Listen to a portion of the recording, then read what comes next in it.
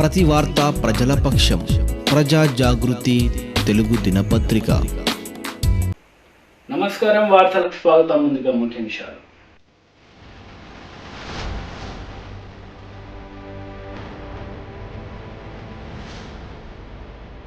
అన్ని శాఖల అధికారులు సమన్వయంతో పనిచేసి జిల్లాను అన్ని రంగాల్లో అభివృద్ధి పరచాలి. జహీరాబాద్ పార్లమెంట్ సభ్యుడు శ్రీ బిబి పాటిల్ స్పష్టం.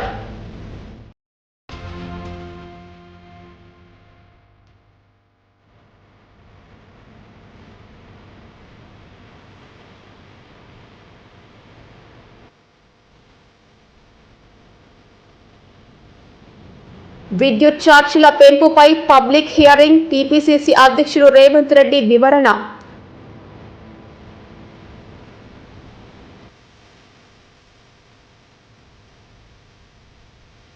దండేపల్లి మండలంలో కొంతమంది దళారులు గోదావరి నుండి అక్రమంగా ఇసుకను తీసుకువచ్చి ఒకచోట నిల్వ ఉంచి గృహ నిర్మాణదారులకు ఎక్కువ ధరకు అమ్ముతున్నారు. దండేపల్లి మండలంలో కొంతమంది దళారులు గోదావరి నుండి అక్రమంగా ఇసుకను తీసుకువచ్చి ఒకచోట నిల్వ ఉంచి గృహ నిర్మాణదారులకు ఎక్కువ ధరలకు అమ్ముతున్నారు. దండేపల్లి మండలంలోని ద్వారక గ్రామం నుండి గోదావరి ఇసుకను అక్రమంగా తీసుకువచ్చి వెల్కనూర్ గ్రామంలో నిల్వ ఉంచి ఎక్కువ ధరకు అమ్ముతున్నారని గృహ నిర్మాణదారులు వాపోతున్నారు. గృహ నిర్మాణంలో అత్యంత కీలకమైన ఇసుకను అడ్డం పెట్టుకుని కొంతమంది అక్రమ ఇసుక దందా నిర్వహిస్తున్నారని ఇక్కడి ప్రజలు వాపోతున్నారు. తమ అవసరాలను దృష్టిలో ఉంచుకొని ఎంతకైనా కొంటారు అనే ఉద్దేశంతో కొంతమంది దళారులు అక్రమ ఇసుక దందా నిర్వహిస్తున్నారని వారు వాపోతున్నారు. ఈ విషయం పోలీసు అధికారులకు మరియు రెవెన్యూ అధికారులకు తెలిసి నిమ్మకు నీరెత్తినట్లు వ్యవహరిస్తున్నారని వారంటున్నారు. అక్రమ దందా నిర్వహించే నిర్వాహకుల నుండి రెవెన్యూ అధికారులకు మరియు పోలీసు అధికారులకు కొంత సొమ్ము అందుతోందని, అందుకే ఇసుక దందా నిర్వహించే నిర్వాహకులపై చర్యలు తీసుకోవడం లేదని ప్రజలు వాపోతున్నారు. ఇకనైనా రెవెన్యూ అధికారులు మరియు పోలీసు అధికారులు స్పందించి అక్రమ ఇసుక దందా నిర్వహించే వారిని కఠినంగా శిక్షించాలని వారు తెలిపారు. తమ గృహ నిర్వహణలో ఇసుక అత్యంత కీలకమని, ఈ యొక్క ధర తగ్గితే నిర్మాణంలో అయ్యే ఖర్చు కూడా తగ్గుతోందని నిర్వాహకులు అంటున్నారు.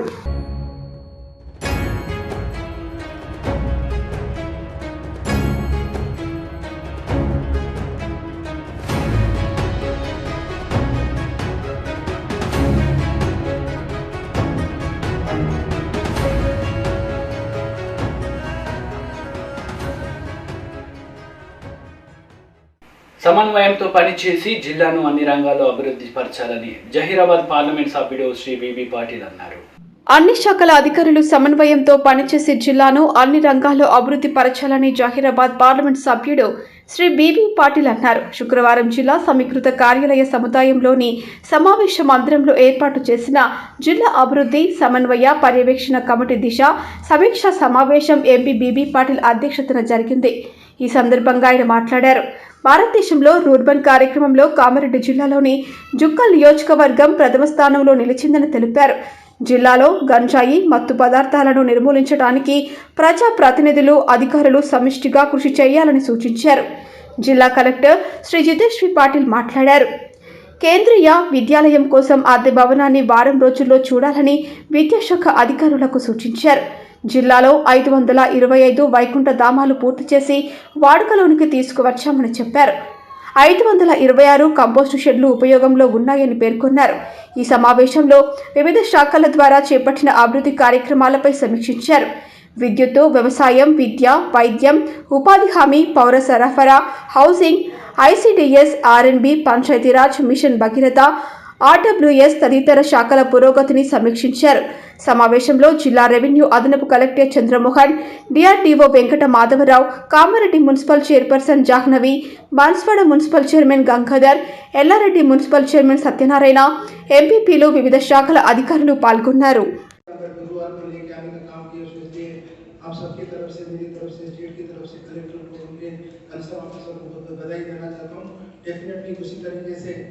माइनिंग डिपार्टमेंट के पास बहुत सारे पैसे तो डेवलपमेंट के काम के लिए खर्च करने के लिए रजिस्ट्रेशन दिए हुए जहाँ पे जैसी जरूरत है हेल्थ सर्विसेज में, स्कूल में, एजुकेशन के तहत वो करेंगे तो हमारे लोगों को उसका बेनिफिट हो जाएगा।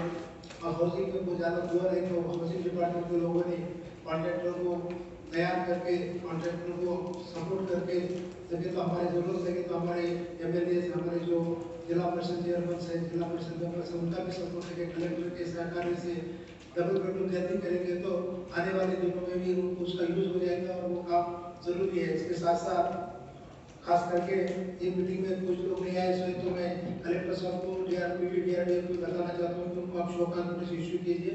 कोई असिस्टेंट या कोई इंचार्ज लोगों से मीटिंग लेने का ऐसा कुछ दिशा मीटिंग में ऐसा कुछ प्रोविजन नहीं, इसलिए आने वाले मीटिंग में सभी लोग आना चाहिए। इसकी पिछले बार एक महीने के पहले CM साहब के पास इसके बारे में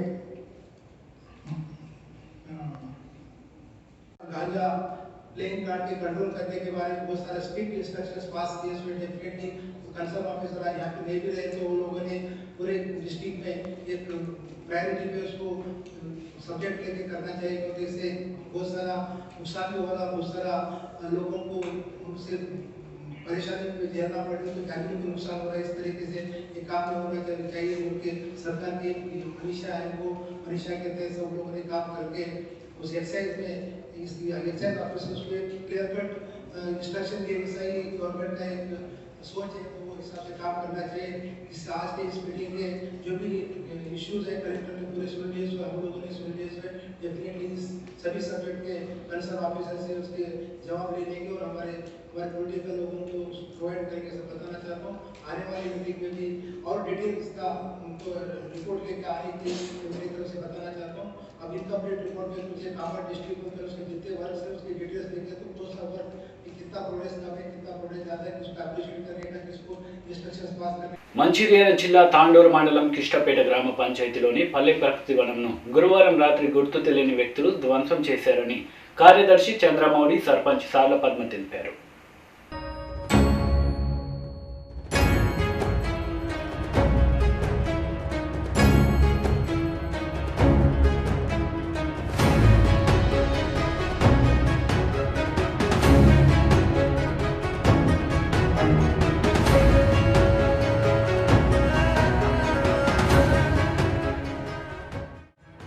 భద్రాద్రి కొత్తగూడెం జిల్లా అశ్వరావుపేట మండలం అశ్వరావుపేటలో భీమ్లా నాయక్ సినిమా రిలీజ్ సందర్భంగా శ్రీ శ్రీనివాస టాకీస్ నందు తలసేమియా వ్యాధితో బాధపడుతున్న పిల్లల కోసం రక్తదాన శిబిరం ఏర్పాటు చేశారు.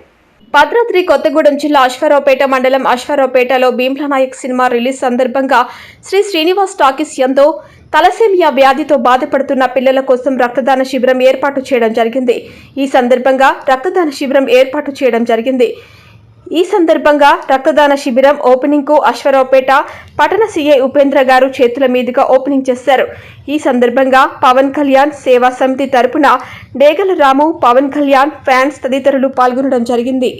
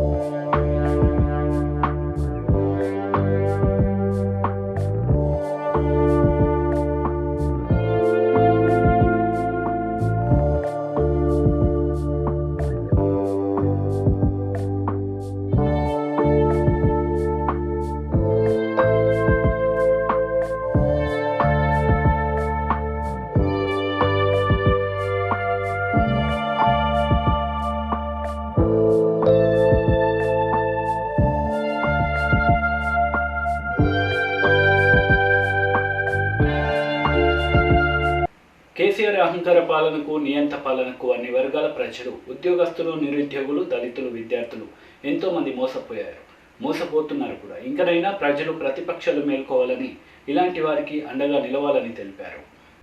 కేసీఆర్ అహంకార పాలనకు, నియంత పాలనకు అన్ని వర్గాల ప్రజలు, ఉద్యోగస్తులు, నిరుద్యోగులు, దళితులు, విద్యార్థులు చాలా మంది మోసపోయారు, మోసపోతున్నారు. ఇకనైనా ప్రజలు, ప్రతిపక్ష పార్టీలు, మేధావులు, ప్రజా సంఘాలు, విద్యార్థి సంఘాలు, యువజన సంఘాలు అందరూ మేల్కొని ఇలాంటి వారికి సపోర్టుగా, అండగా నిలబడి వారు చేసే ప్రతి కార్యక్రమానికి బలపరిచి అందరికీ న్యాయం జరిగే వరకు అన్ని పార్టీలు, అన్ని సంఘాలు అందరూ ఏకమై పోరాడి హక్కులు సాధించుకోవాలని నా యొక్క మనవి. అలాగే అన్ని ప్రజా సంఘాల నాయకులు, విద్యార్థి సంఘాలు, ప్రతిపక్ష పార్టీల నాయకులు అందరూ తక్షణమే స్పందించి వీరికి న్యాయం జరిగేలా చూడాలని కోరుకుంటున్నాను. దీనికి బీజేపీ పార్టీ పక్షాన బీజేపీ ఓబీసీ మోర్చా జిల్లా ఉపాధ్యక్షుడిగా మా యొక్క మద్దతు ఎల్లవేళలా ఉంటుందని తెలియజేస్తున్నాను. మంచిర్యాల జిల్లా పోస్ట్ మెట్రిక్ అదేవిధంగా ప్రీ మెట్రిక్ హాస్టళ్లలో విధులు నిర్వహిస్తున్న కాంట్రాక్ట్ అవుట్సోర్సింగ్ వర్కర్స్కు గత 4 నెలల కాలం నుండి రాష్ట్ర ప్రభుత్వము వేతనాలు చెల్లించకపోవడాన్ని భారత కార్మిక సంఘాల సమాఖ్య IFTU జిల్లా కమిటీ తరఫున తీవ్రంగా వ్యతిరేకిస్తూ ఉన్నాం. రాష్ట్రంలో కేసీఆర్ ప్రభుత్వం ఈరోజు పనికి మాలిన పనులు చేయడానికి ముందుకొస్తుంది తప్ప కార్మికుల పొట్టలు రిప్పడానికి, కార్మికులకు శ్రమకు తగ్గ ఫలితం ఇవ్వడానికి, కార్మికులు చేసిన పనికి జీతాలు ఇవ్వడానికి వాళ్ళ కేసీఆర్కు ధైర్యం రావట్లేదు.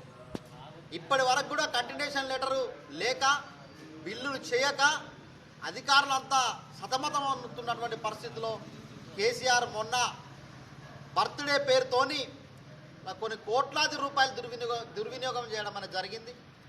ఈ కోట్లాది రూపాయలు కేసీఆర్ అబ్బ సొత్తు కాదు. అదేవిధంగా కేసీఆర్ బర్త్డేలు చేసే పిచ్చి సన్నాసులు అంతా కూడా ఇవాళ ప్రజా ధనాన్ని దుర్వినియోగం చేసి పెద్ద ఎత్తున తెలంగాణ రాష్ట్రంలో పండగలు చేస్తున్నటువంటి ఎమ్మెల్యేలకు, కింది కార్యకర్తలకు సిగ్గుండాల్సినటువంటి విషయం ఏంటంటే, ఈ రాష్ట్రంలో కాయా కష్టం చేసి బతుకుతున్నటువంటి కార్మికులకు వేతనాలు ఎందుకు చెల్లించడం లేదో మీరందరూ సమాధానం చెప్పాల్సినటువంటి అవసరం ఉంది. ఎందుకు అడుగుతున్నామంటే, 4 నెలల నుంచి వేతనాలు లేకుండా ఇవాళ కేసీఆర్ కుటుంబమో లేకపోతే తెలంగాణ రాష్ట్రంలో ఎమ్మెల్యేల పేరుతోని చెలామణవుతున్న ఈ ఎమ్మెల్యేలు నెల జీతాలు తీసుకుంటున్నారా లేదా చెప్పాల్సినటువంటి అవసరం ఉంది. అదేవిధంగా ప్రభుత్వ ఖజానా నుంచి ఇవాళ వాళ్ళ సొంత అవసరాలకు నిధులను మళ్లించి ఈ బర్త్డే లాంటి పార్టీలు చేసుకొని ఈ ప్రజలకు సంబంధించినటువంటి డబ్బులు ఖర్చు పెట్టడానికి మీకు ఏం హక్కు ఉంది, అధికారం ఏముందో ఇవాళ మీరు చెప్పాల్సినటువంటి అవసరం ఉంది. మేము కోరేది ఏంటంటే, హాస్టళ్లలో పనిచేసే కాంట్రాక్ట్ అవుట్సోర్సింగ్ కార్మికులకు ఇప్పటికైనా తక్షణమే కంటిన్యూషన్ లెటర్ని పంపాలని చెప్పి, కంటిన్యూషన్ లెటర్ కనుక పంపకపోతే అవసరమైతే ప్రగతి భవన్ ముట్టడించాల్సినటువంటి పరిస్థితి ఏర్పడతామని చెప్పేసి ఈ సందర్భంగా భారత కార్మిక సంఘాల సమాఖ్య IFT తరఫున డిమాండ్ చేస్తాం. భద్రాద్రి కొత్తగూడెం జిల్లా రామవరం పంచాయతీ ప్రశాంతినగర్ కాలనీలో 150 మంది ఆదివాసీ గుడిసెలు తొలగించడాన్ని నిరసిస్తూ వైఎస్ఆర్ తెలంగాణ పార్టీ భద్రాద్రి కొత్తగూడెం జిల్లా ముఖ్య నాయకులు నరాల సత్యనారాయణ వారికి 2వ రోజు మద్దతు తెలిపారు. భద్రాద్రి కొత్తగూడెం జిల్లా రామవరం పంచాయతీ ప్రశాంతినగర్ కాలనీలో 150 మంది ఆదివాసీ గుడిసెలు తొలగించడాన్ని నిరసిస్తూ వైఎస్ఆర్ తెలంగాణ పార్టీ భద్రాద్రి కొత్తగూడెం జిల్లా ముఖ్య నాయకులు నరాల సత్యనారాయణ వారికి 2వ రోజు మద్దతు తెలపడం జరిగింది. ఈరోజు ఆదివాసీ బిడ్డలు ఆదివాసీ నగర్ అనే ఒక బోర్డు పెట్టుకొని అక్కడే వంట వార్పు కొనసాగిస్తున్నారు. వారికి అండగా ఉంటామని, ధైర్యం కోల్పోవద్దని, అవసరమైతే ఆర్థిక సహకారం చేస్తామని, వారి మీద కేసులు పెడితే పోలీస్ స్టేషన్ను, కలెక్టర్ కార్యాలయాన్ని ముట్టడిస్తామని, న్యాయం జరిగే వరకు తిరుగులేని రాజీలేని పోరాటాన్ని చేస్తామని వైఎస్ఆర్ తెలంగాణ పార్టీ ముఖ్య నాయకులు నరాల సత్యనారాయణ హెచ్చరించడం జరిగింది. ఆదివాసీ బిడ్డలను కన్న బిడ్డల వలె చూసుకుంటున్న కేసీఆర్ వారికి ఎందుకు అన్యాయం చేస్తున్నారు? వారి 100 ఎకరాల భూమిని ఐటీడీఏ అనుభవిస్తూ వారికి శాశ్వత ఉద్యోగాలు ఇస్తామని మాయమాటలు చెప్పి ఉపాధి హామీ కూలీలుగా మార్చి వారి పొట్ట కొడుతున్నారని, నిలువ నీడ లేకుండా చేసి తినే తిండి లేక అలమటిస్తున్న ఆదివాసీ బిడ్డలను అన్ని రకాలుగా ఆదుకుంటామని, వారికి అవసరమైతే నిత్యావసర వస్తువులతో పాటు బట్టలు పంపిణీ చేస్తామని, వైఎస్ఆర్ తెలంగాణ పార్టీ తరపున వారికి పూర్తి న్యాయం చేస్తామని, అవసరమైతే భద్రాద్రి కొత్తగూడెం జిల్లా కలెక్టర్ కార్యాలయాన్ని, జిల్లా ఎస్పీ కార్యాలయాన్ని ముట్టడిస్తామని, అవసరమైతే వారికి న్యాయం జరిగే వరకు నిరాహార దీక్ష చేస్తామని వైఎస్ఆర్ తెలంగాణ పార్టీ తరపున తెలియజేశారు. ఈ కార్యక్రమంలో నాయకులు మలోతు విజయ్ కుమార్, గోపాలరావు, విజయరాజు, నాగరాజు, రవి, సామేలు, దేవసహాయం, శ్రీనివాసు, కుమార్, దేవరాజు తదితరులు పాల్గొన్నారు. తెలంగాణ ప్రభుత్వం ఆదివాసీ బిడ్డలకు అన్యాయం చేయడాన్ని మేము తప్పుపడుతున్నాం. వాళ్ళు మొన్న నుంచి తిండి లేక, తిప్పలు లేక, నీళ్లు లేక ఇక్కడే పోరాటం చేస్తూ ఉన్నారు. మరి వాళ్ళని ఆదుకోవాల్సిన ప్రభుత్వం ఏం చేస్తుందని ప్రశ్నిస్తున్నాం. ఎందుకంటే ఇక్కడున్న కలెక్టర్ చొరవ తీసుకోవాలి, ఇక్కడున్న ఎంపీడీఓ వీళ్ళందరూ చొరవ తీసుకోవాలి. ఆ రోజు ఓట్లు వేయనంటే వీళ్ళందరిని వచ్చి బతిమాలి సంతకాలు పెట్టించి ఓట్లు వేయించుకున్నారు. మరి వీళ్ళు 100 ఎకరాలు గరమెల్లపాడులో ఐటీడీఏకి భూమి ఇస్తే వీళ్ళకు శాశ్వత ఉద్యోగాలు ఇస్తున్నారు. ఆ ఉద్యోగాలు ఇవ్వకుండా వీళ్ళని ఉపాధి కూలీలుగా చేసి బయటకు వెళ్ళగొట్టారు. మరి ఇది ఎక్కడ న్యాయం? అంటే ఆదివాసీ బిడ్డలను కన్నబిడ్డలుగా చూసుకుంటున్న కేసీఆర్ నువ్వు వాళ్ళకి చేసినటువంటి ద్రోహాన్ని ఈ తెలంగాణ రాష్ట్రం, ఈ తెలంగాణ ప్రజలు క్షమించరని మీ ముక్తగడ్డంతో ఖండిస్తున్నాం. మరి పట్టా వాళ్ళ పేరు మీద ఉన్నప్పుడు వాళ్ళకు శాశ్వత హక్కులు ఉంటాయి, యాజమాన్య హక్కులు ఉంటాయి. అటువంటి ఈ ఆదివాసీ బిడ్డలకు ఉసురు నువ్వు ఎందుకు తీసుకుంటున్నావు? పాపం వీళ్ళు ఎండకు ఎండి వానకు తడిసి రెక్కల కష్టాలను ముక్కలు చేసుకొని వీళ్ళకి కొత్తగూడెం సిటీ కూడా తెలియదు, ఇక్కడే వాళ్ళ జీవనోపాధిని కొనసాగిస్తున్నారు.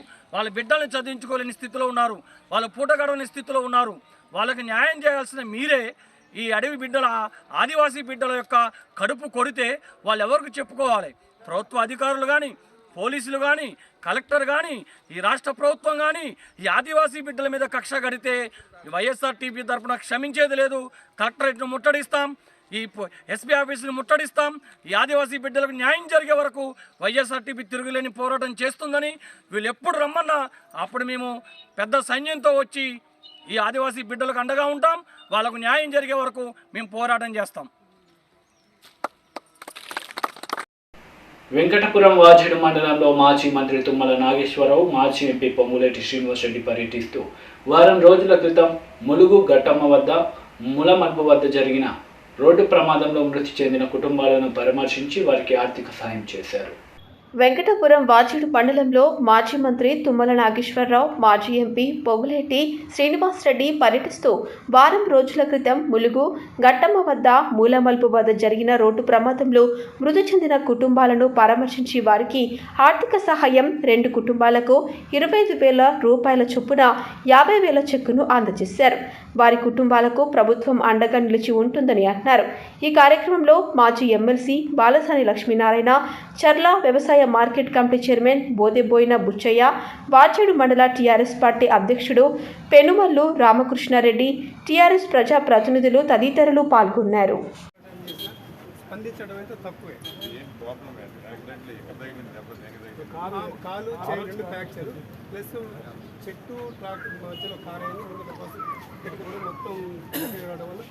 ఆమె షాక్ ట్రీట్లో కొద్దిగా ప్రాణంతో బతికి మిగతా నలుగురు చనిపోయారు సార్.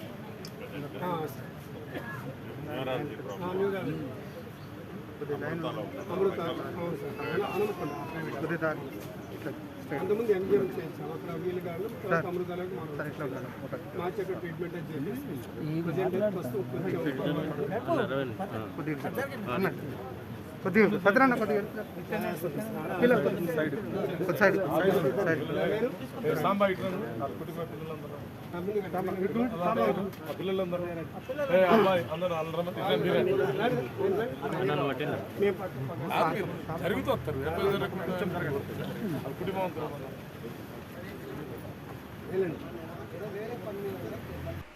రుద్రూర్ మండల కేంద్రంలో జమాయి మసీద్, గ్రామ పెద్ద మసీద్ సదర్ అయ్యే వాళ్ళు రాజకీయాలకు అతీతంగా ఉండాలని, ఏ పార్టీకైనా ఏ వివిధ పార్టీలో రాజకీయం చేసేవారు అర్హులు కాదని, ఒకవేళ పెద్ద మసీద్కు సదర్ అయ్యేవారు రాజకీయంగా పనిచేస్తే మండల కేంద్రంలోని కోర్వ గల్లీ, సఫాలి గల్లీ, బస్టాండ్ గల్లీ మైనార్టీ సోదరులు పెద్ద ఎత్తున ఆందోళన చేస్తామని మైనారిటీ సోదరులు ఎండి అఫ్రోజ్, ఎండి కుసురు అహ్మద్, షేక్ బాబు, ఎండి మహమ్మద్ రుద్రూర్ మండల కేంద్రంలో ఏర్పాటు చేసిన విలేకరుల సమావేశంలో హెచ్చరించారు.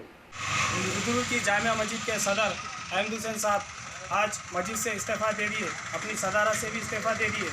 तकरीबन 32 साल मस्जिद की खिदमत अंजाम दिए। अब जो कोई भी जामिया मस्जिद का सदर बनेगा वो सियासत में नहीं रहना, सिर्फ मस्जिद की खिदमत करना, मुसलमान के नाम पे सौदा नहीं करना कहाँ भी जाके कि भाई मैं मुसलमानों का लीडर हूँ, मैं मुसलमान को ये करूँ।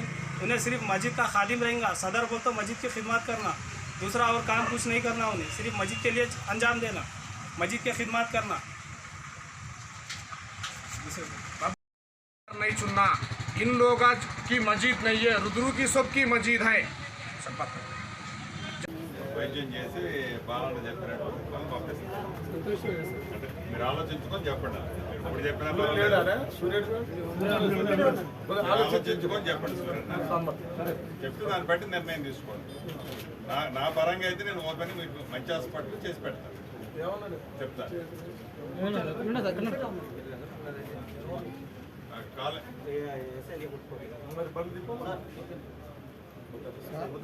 ఏనా ఇబ్బంది ఉందా?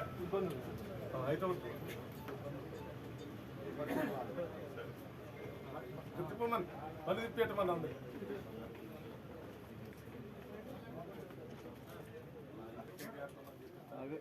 అది చేసి పెట్టాం. తీసుకోకుంటే ఎట్లా చేద్దాం, వాళ్ళు ఫీజు తీసుకుంటే గవర్నమెంట్ నుంచి ఏమైనా వచ్చింది ఒకటి. విద్యుత్ ఛార్జీల పెంపుపై పబ్లిక్ హియరింగ్ టీపీసీసీ అధ్యక్షులు రేవంత్ రెడ్డి మాట్లాడారు.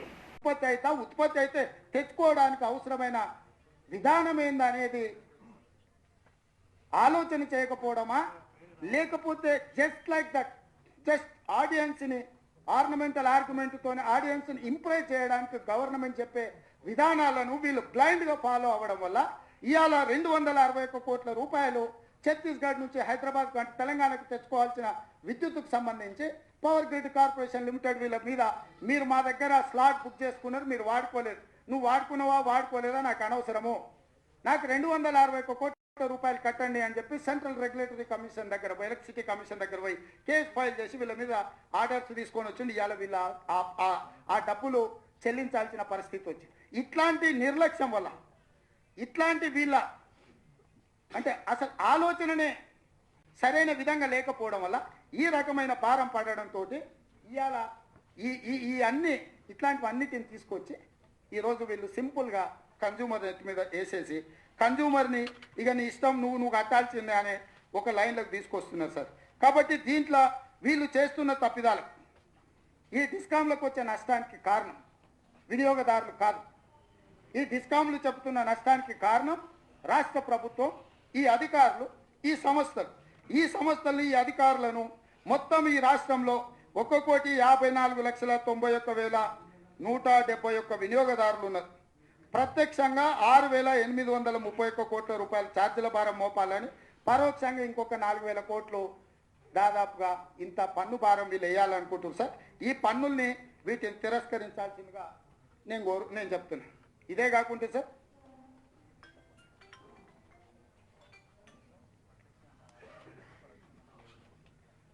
మా సంస్థలు, మా ముఖ్యమంత్రి గారు, మా అధికారులు తెలంగాణ దేశానికి ఆదర్శం. 24 గంటల వ్యవసాయ విద్యుత్తుని ఇస్తున్నాం. చీకట్లో మునిగిపోయిన తెలంగాణను బయటికి తెచ్చినామని అధికారులు కూడా, రాజకీయ నాయకులు, ప్రజాప్రతినిధులు మాట్లాడితే నాకేం అభ్యంతరం లేదు. వాళ్ళ కోణం, వాళ్ళకున్న పరిమితమైన అవగాహన వల్ల వాళ్ళు ఏమైనా మాట్లాడచ్చు. కానీ ట్రాన్స్కో జెన్కో సీఎండీ గారు ప్రెస్ మీట్లు కండక్ట్ చేసి డైరెక్ట్గా పొలిటికల్ స్టేట్మెంట్స్ ఇస్తున్నాం. Even though I don't mind, ఆయన ఇష్టం, ఆయన ఒకవేళ భవిష్యత్తులో ఏం కావాలనుకుంటారో నాకు తెలియదు. కానీ ఈరోజు మీ ముందు నేనేం చెప్పదలుచుకున్నా అంటే, ministry of power department rankings ఇచ్చింది.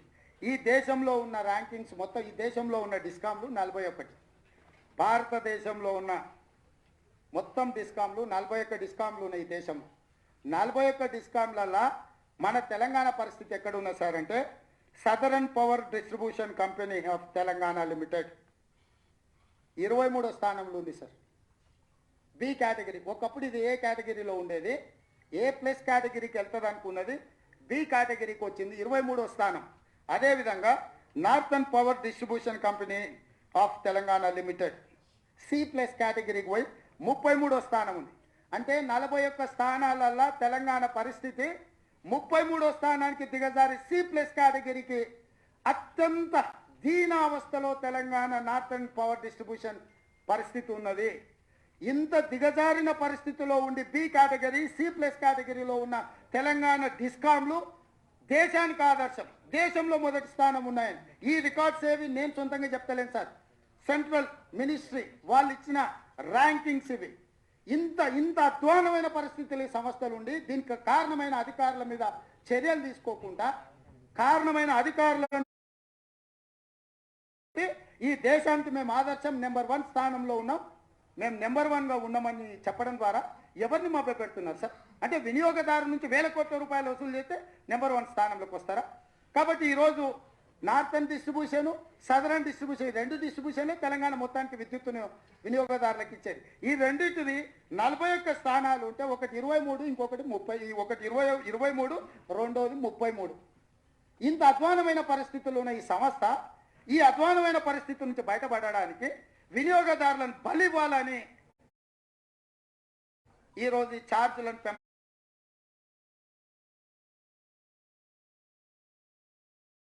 పెంపాలని ఆలోచనకు వచ్చి ఛార్జీలను పెంచుతున్నారు సార్. కాబట్టి ఈ ఛార్జీల్ని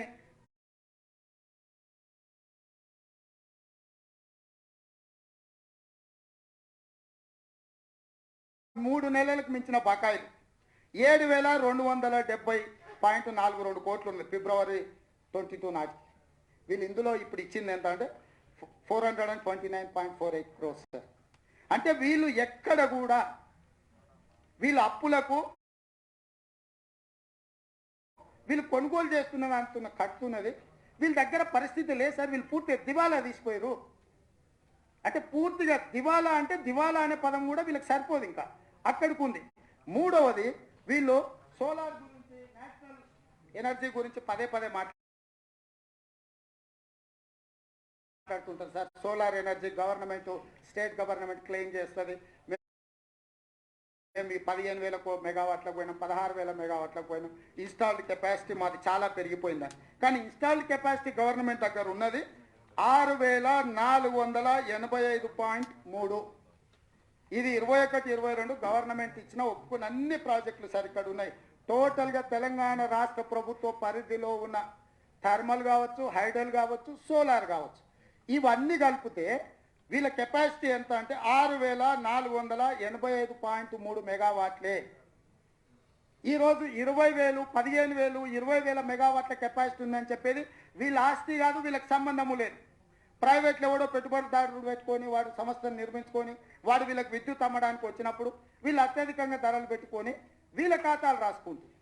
వీళ్ళకి ఏం సంబంధం ఆ సంస్థలతోటి? ఇక్కడ ఇంకొక ఆశ్చర్యకరమైన విషయం మీ దృష్టికి తీసుకురావాలనుకుంటున్నాను సార్. సోలార్ గురించి దేశం అంతా ఎప్పటి నుంచి మాట్లాడుతున్నారు సార్.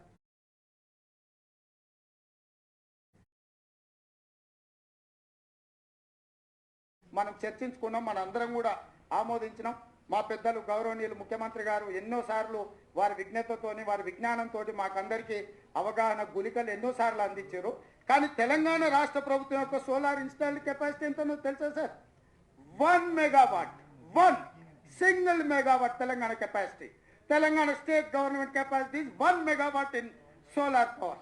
లాస్ట్ 8 years ఈ స్టేట్ గవర్నమెంట్ ఎన్నో గొప్పలు చెప్పింది, మేము సోలార్ పవర్ని అట్లా చేస్తున్నాం, ఇట్లా చేస్తున్నాం. కానీ ఇవాళ ఆన్ రికార్డ్ నేను చెప్తున్నాను సార్, గవర్నమెంట్ రికార్డ్స్ మెన్షన్ చేసి చెప్తున్నాను. Solar power installed capacity of Telangana 1 megawatt. 1 megawatt solar విద్యుత్ ఉత్పత్తి చేసే తెలంగాణ ప్రభుత్వం సోలార్ పవర్ గురించి మాట్లాడుతురా? ఇవాళ ప్రైవేట్లో వేలాది మంది 4,400 మెగావాట్లు ఏదైతే సోలార్ పవర్ ఉందో ఇవంతా ప్రైవేట్ ప్లేయర్స్ సార్. మనకేం సంబంధము? రాష్ట్ర ప్రభుత్వానికి ఏం సంబంధము? పోనీ ఈ పవర్ ఈ ఇష్యూలైనా దేశమంతా ఏం ధరకు కొంటుంది సార్? తెలంగాణ రాష్ట్ర ప్రభుత్వం ఏ ధరకు కొనుక్కుంటుందో చూడాల్సిన అవసరం ఉంది కదా. ఇవాళ దేశంలో ఎక్కడ చూసినా గుజరాత్ ఫర్ ఎగ్జాంపుల్ ₹1.99 మినిమం సైట్, మ్యాక్సిమం 240 పర్ యూనిట్. తెలంగాణ ప్రభుత్వం, వేరే తెలంగాణ ప్రభుత్వం ₹1.99 కొనాల్సిన సోలార్ పవర్ విద్యుత్తును యావరేజ్గా ₹2.70 కొంటుంది. అంటే వీళ్ళందరూ ఉత్పత్తిదారులతో కుమ్ముక్కై అవినీతి అక్రమాలకు పాల్పడ్డారో లేదో నాకు తెలియదు, అది మీరు విచారణ చేస్తే తెలుస్తుంది. వీళ్ళు ఇష్టారాజ్యంగా వాళ్ళతో ఒప్పందాలు చేయడం వల్ల ఇవాళ ఈ భారం తీసుకొచ్చి వినియోగదారుడి మీద మోపుతుర్రు. ఇవాళ మొత్తం నేషనల్ లెవెల్ ఒక సింగిల్ యూనిట్ కిందకి తీసుకొచ్చి ఒక 1 రూఫ్ కిందకి లేకపోతే 1 అంబ్రిల్లా కిందకి తీసుకొచ్చి సోలార్ పవర్ పర్చేజ్ చేసే విధానాన్ని తీసుకొస్తే ఈరోజు రాష్ట్ర ప్రభుత్వం విద్యుత్తును మేము ఆయన దగ్గర కొనాలా ఈయన దగ్గర కొనాలా అంటారు. ఓకే ఫైన్, తెలంగాణ నుంచే కొనాలి, కానీ ఏ రేట్ మీద కొంటున్నారు మీరు? ₹1.99 పర్ యూనిట్ కొనాల్సిన సోలార్ పవర్ని ₹2.70 కొంటున్నారు సార్.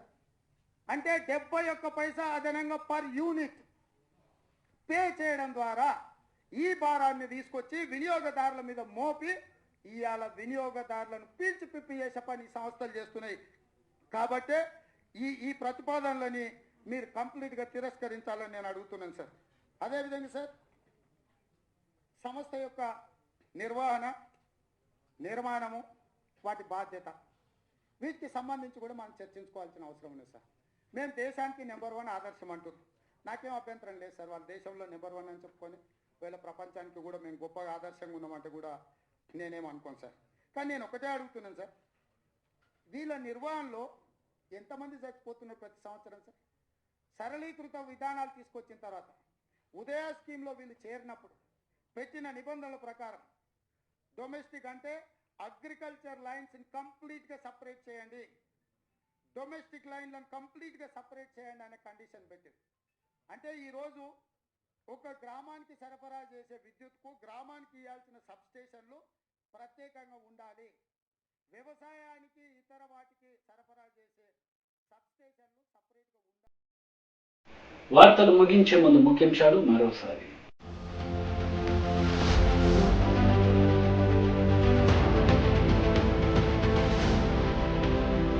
అన్ని శాఖల అధికారులు సమన్వయంతో పనిచేసి జిల్లాను అన్ని రంగాల్లో అభివృద్ధి పరచాలి. జాఫరాబాద్ పార్లమెంట్ సభ్యుడు శ్రీ బీబీ పాటిల్ స్పష్టం.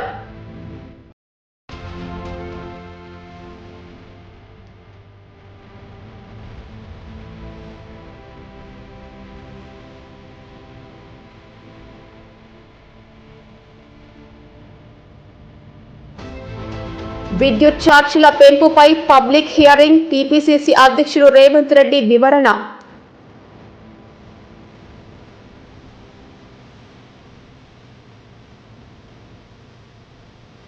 ఈ వార్తలు ఇంతటితో సమాప్తం. తిరిగి ప్రసారమయ్యే వార్తలు మళ్ళీ కలుద్దాం. అంతవరకు సెలవు. నమస్తే.